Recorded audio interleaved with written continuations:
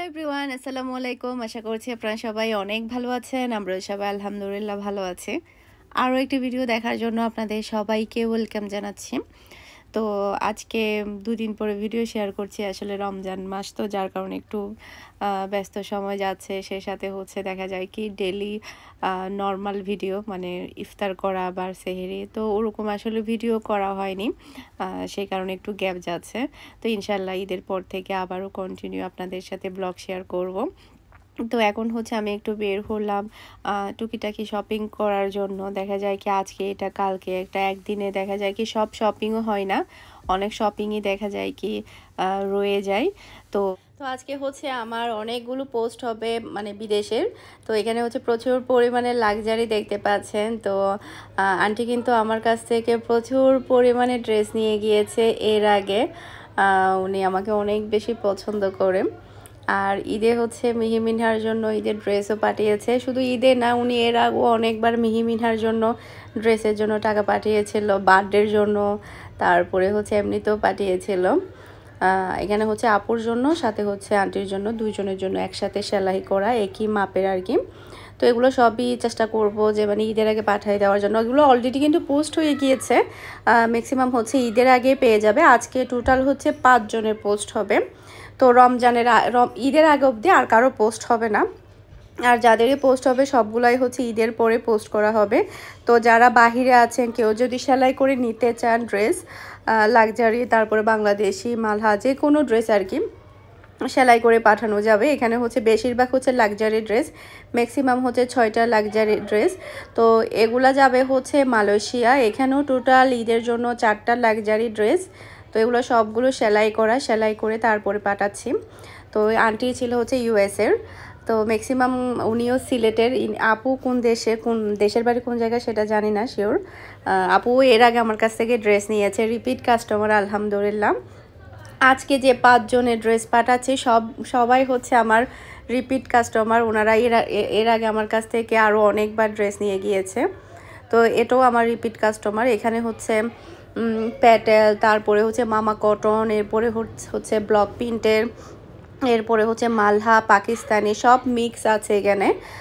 পাকিস্তানি গুলজি ব্র্যান্ডেরও আছে, তারপরে হচ্ছে রামসা ব্র্যান্ডেরও আছে। এখানে হচ্ছে পাকিস্তানি 3টা, বাংলাদেশি সব মিক্স আর কি। তো এখানেও দেখতে পাচ্ছেন এই আপু তো যে পরিমাণে ড্রেস নিয়ে গিয়েছে বলার বাহিরে। তো এগুলা সবগুলা হচ্ছে ঈদের জন্য নিয়ে যাচ্ছে। এখানে প্রায় অনেকগুলো লাক্সারি, সবগুলাই হচ্ছে একদম সেলাই করা। ম্যাক্সিমাম হচ্ছে এখানে 5-6টা কি 7টা মতো লাক্সারি আছে। জোহরা আছে, রামসা আছে, তারপরে হচ্ছে এখানে সিকোয়েন্স আছে, আর রঙের আছে। তারপরে আপু কিছু সেমিজও সেলাই করে নিয়ে গিয়েছে, কারণ ড্রেসের সাথে উনি সেমিজ পরে। এরপরে হচ্ছে এখানে আড়ং দেখতে পাচ্ছেন, আড়ংয়ের চুন্ডির যে ড্রেসগুলো আছে সেগুলাও আছে। তারপরে হচ্ছে মালহাও আছে। তো এখানে তারপরে হচ্ছে রামসা আছে, সবগুলা হচ্ছে বিন সাইড। তো সবগুলো সেলাই করে তারপরে পাঠাবো। তো আশা রাখবো যে মানে ঈদের আগে আগে কাস্টমাররা পেয়ে যাবে।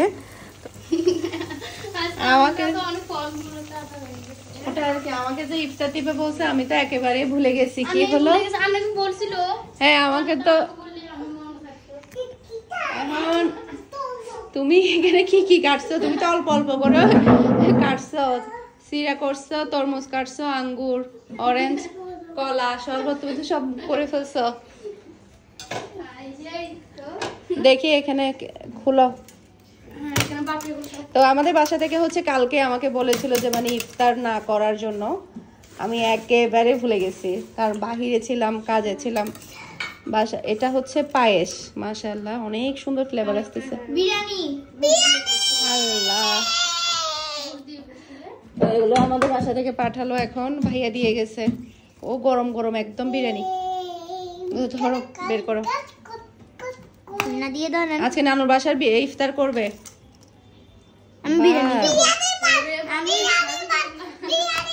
সেটা বের করো।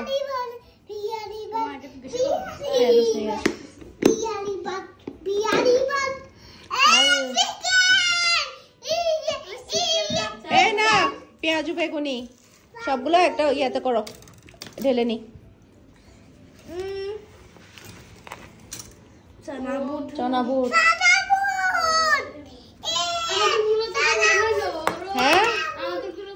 আমাকে বলেছিল কিছু না বানানোর জন্য। আমার আসলে একদমই মনে ছিল না, কাজের মধ্যে চাপের মধ্যে ছিলাম। তো আমরা তো আসলে মানুষ যেহেতু একদম দুইজন, মিহি মিনহা কিন্তু একদমই তেমন কিছু খাই না, খেতে চাই না, যার কারণে একদম সিম্পল করেছিলাম আমাদের জন্য। তো এরপর দেখছি আমাদের বাসা থেকে আসার পরে সব ডাবল হয়ে গিয়েছে। তো এরপরে হচ্ছে অনেকগুলো জিলাপিও দিয়েছে, তারপরে হচ্ছে পায়েসটা অনেক বেশি মজা হয়েছে। যে পরিমাণের বেগুনি, পেঁয়াজ ও আলুর চপ দিয়েছে, এগুলো তো আমার 5 দিন খেতে হবে। আমরা মানুষ মাত্র 2 জন, আর এতগুলো যদি ভাজা পোড়া দেয় তাহলে কি হয়, পুরো একটা প্লেট ভরে গিয়েছে। এরপরে হচ্ছে বিরিয়ানিও, আর কি পরিমাণের চনাবুট দিয়েছে, আমার 3 দিন খেতে হবে। আসলে মানুষজন বেশি থাকলে তখন দেখা যায় কি খাবার খুব তাড়াতাড়ি শেষ হয়ে যায়, সেই জিনিসটা অনেক বেশি আমার কাছে ভালো লাগে, মানে বাসি খেতে হয় না। আর যখন মানুষ কম থাকে তখন যে কি অবস্থা যে হয়, যাই রান্না করি যাই বানাই সবই রয়ে যায়, আর তখন দেখা যায় না খাওয়ার রুচিও অনেকটা কমে যায়। ফ্রেশ ফ্রেশ যখন বানাবে, সবাই মিলে যখন বসে খাবে, সেটার আসলে মজাই আলাদা থাকে। আর তখন দেখা যায় কি রুচিও বেড়ে যায়, সব কিছু খেতেও ইচ্ছে করে। আর মানুষজন কম থাকলে তখন আসলে মোটেও ভালো লাগে না। আর বাবার বাড়ি ইফতার বলে কথা, আলহামদুলিল্লাহ ভাইয়া মাত্র দিয়ে গিয়েছে। আসলে ভাই বোন এগুলো আসলে মানুষের অনেক বড় একটা আল্লাহ তাআলার নিয়ামত। ভাই বোন যে কী জিনিস যাদের আছে তারা বলতে পারবে। তো এরপরে হচ্ছে এখন ইফতার করে নিব, আর এদিকে আমার যেগুলো আমি করেছিলাম সেগুলো হয়ে গিয়েছে। তো এখানে হচ্ছে আমি আর পেঁয়াজও আমার আরও আছে, সেগুলো আর বানাবো না, শুধু এগুলাই বানাবো, যেহেতু একদম ডাবলের ডাবল হয়ে যাচ্ছে। সেই কারণে বাকি ব্যাটারটা আমি রেখে দিব ডিপ ফ্রিজের মধ্যে, আগামীকালকে বানানো যাবে।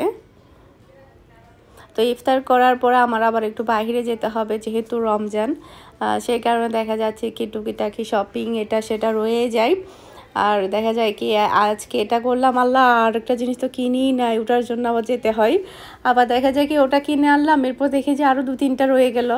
এরকমই হচ্ছে আসলে আমার ডেলি। তো এখন হচ্ছে আমাদের ইফতার রেডি, চিড়াটাও রেডি করে নিচ্ছে, তারপরে হচ্ছে সবাই এখন বসে ইফতারটা করে নেব। আর আমার বাচ্চাগুলো আসলে কি মানে মিহি, বিশেষ করে মিহি থেকে মিনহা শিখছে, আমি যেটা মনে করি। মিহি চনাবুট খায় না, পেঁয়াজও খায় না, বেগুনি খায় না, তারপরে হচ্ছে খায় না, মানে ও কিছুই খেতে চায় না। এরপরে ও সামান্য করে একটু চিড়া খাবে, মিহিও টুনটুও সেটা। এরপরে বিরিয়ানি বা অন্যান্য এগুলোই পছন্দ করে। তারপরে ফ্রুট খায় না। মিহি যেটা খায় সেটা মিনহাও খাবে, মানে বোনকে এত বেশি কপি করে সেটা বলার মতো না। অনেক সময় বলি যে তুমি না খেলেও বলবা যে তুমি খাবে, তখন দেখা যাবে তোমার দেখা দেখি মিনহাও খাবে। মানে মিহি যেটা খাবে মিনহাও সেটা খাবে, মিহি যেটা খাবে না মিনহাও সেটা খাবে না, এরকম একটা কপি বাস বলতে গেলে। তো আজকে ওরা বলছে শুধু বিরিয়ানিটাই খাবে, আর কিছুই খাবে না।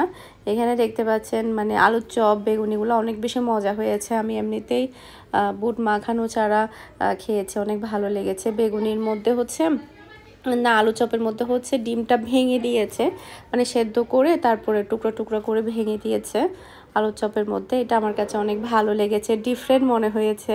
তো এরপরে হচ্ছে আসলে প্রতিদিন বাঙালি বলে কথা, একটু বুট মুড়ি মাখা না খেলে কেমন জানি ভালো লাগে না, যার কারণে হচ্ছে অল্প করে আমার জন্য হচ্ছে আর আমার বাসার হেল্পিং হ্যান্ডের জন্য আমি করে নিচ্ছি, একসাথে 2 জন মিলে খাবো।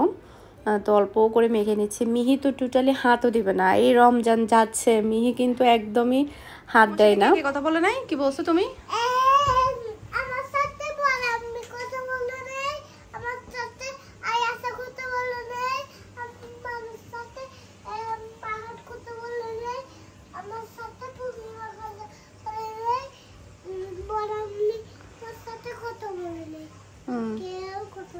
কেউ তোমার সাথে কথা বলে নাই?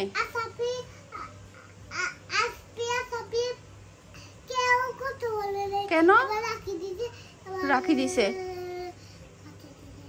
কেন কেউ কথা বলে নাই কেন? রাগ করছে সবাই তোমার সাথে? কেন রাগ করছে? চলে গেছে তোমার সাথে রাগ করে? হ্যাঁ, তুমি আদর করছো তারপরে রাগ করে চলে গেছে? কেউ কথা বলতেছে না তোমার সাথে? দাদু কথা বলে? দাদুও কথা বলে না? দাদিও দাদুও চলে গেছে রাগ করে? এখন কি হবে?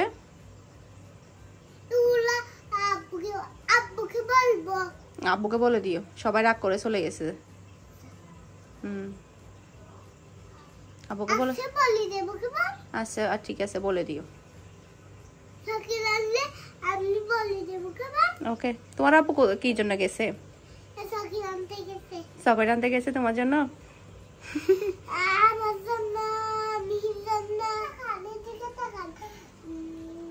তারপরে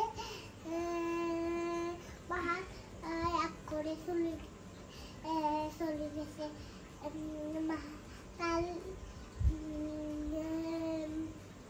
আসবি রাগ করে চলে গেছে আসাপি রাগ করে চলে গেছে আয়াসা রাগ করে চলে গেছে যে রাগ করে বড় রাগ করে চলে গেছে।